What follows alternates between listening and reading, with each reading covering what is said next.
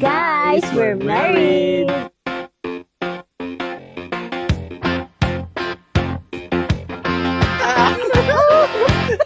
What I want, you've got, and it might be hard to handle, but like a flame that burns a candle. Feed the flame, yeah, what I got. Yon!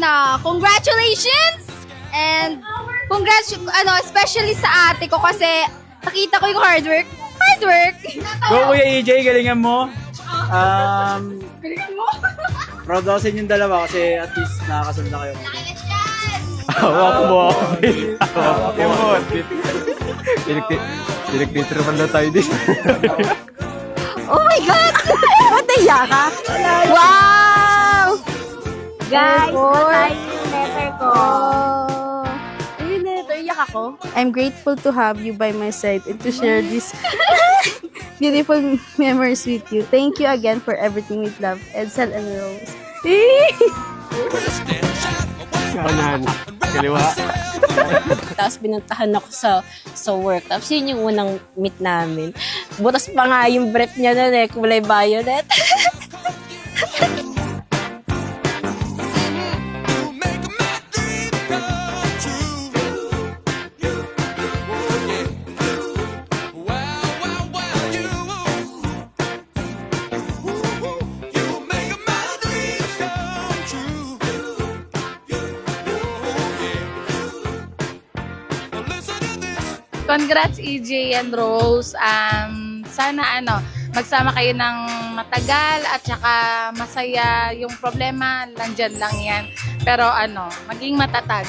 Tapos, kayo lagi. Sana dumami ang baby. Yun lang. Galingan niyo mamaya. Congratulations, Ma'am and Sir. Best wishes po. Happy wife, happy marriage. Make my dreams come true. Oh yeah. I'm waiting for you, girl. Oh yeah. You make my dreams come true. Me. I'm waiting for you, girl. Ready ka na ba? Parang ready na siya. Hindi nakita ako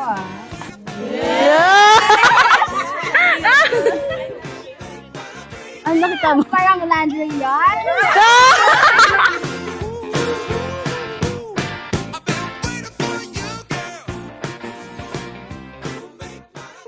Sinubok talaga kami ng panahon, ng daming struggles. Nahirapan kami kasi nagdi-DIY kami, tapos lagi kaming nag-aaway.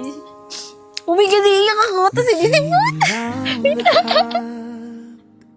Sa isang kanta, bakit ngayon ka lang sabay nagtagpo ating mata? Ilang beses Excitement. Happiness. Tsaka yung hindi ko may paliwanag na pakiramdam. Kasi siyempre, ikakasal ako dun sa babaeng mahal ko. Then, kinakabahan ako. And siyempre, masayang masaya. Pero ayun, after 6 months, nakaya naman namin. And ito kami ngayon, aharap kay Lord and magiging isa.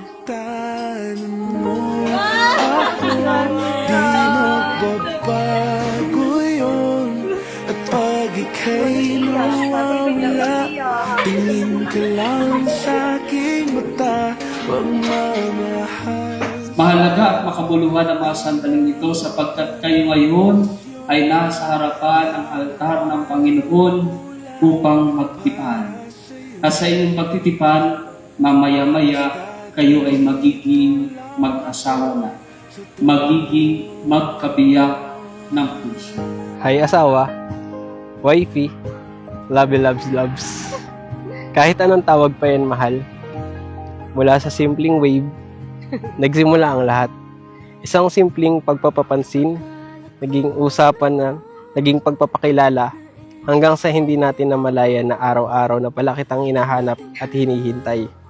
At ngayon, nandito tayo sa harap ng altar, sa harap ni God, handang maging mag-asawa habang buhay. Thank you, mahal, sa pag-sure na safe lagi akong makauwi at pag-fulfill ng mga cravings ko.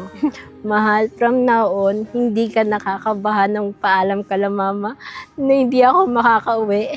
Dahil ngayon, ako na yung magpapaalam kala sa'yo. Oh my God, natatawa ako.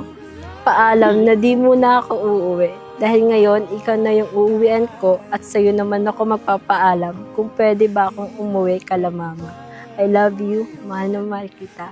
Thank you sa pang-aasa at walang humpay na pagmamahal. Tingin ka lang sa aking mata, pagmamahal sa'yo, di mauubos yun. Lalabanan ko lahat para sa'yo. Basta't andito lang ako sa tabi mo. Basta every challenges na lagi akong nandito para sa'yo. Ikaw ang magiging pahinga ko, kakampi ko, at tahanan ko. Sa harap ng maraming taong nandito ngayon, sa simbahang ito, at higit sa lahat, sa harap ni God, gusto kong malaman mo na totoo ang pagmamahal ko sa'yo. At habang buhay kong pipiliin na ikaw pa rin ang mamahalin. Mahal na mahal kita at mula ngayon hanggang sa pagtanda natin, ikaw at ikaw pa rin.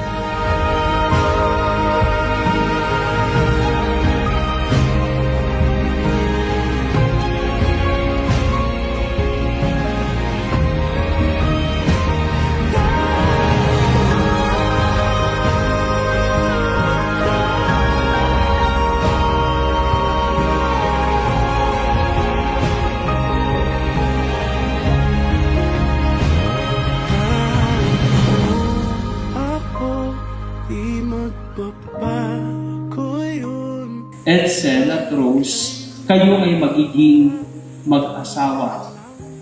No? Kapag kayo naging mag-asawa, ang tawag sa inyo ay magkabiyak ng puso. Ibig sabihin, kayo ay iisa. Kaya nga sabi ni Jesus sa Gospel, di ba? Hindi na sila dalawa, kundi isa. Hanggat sa kunin tayo ng may kapal.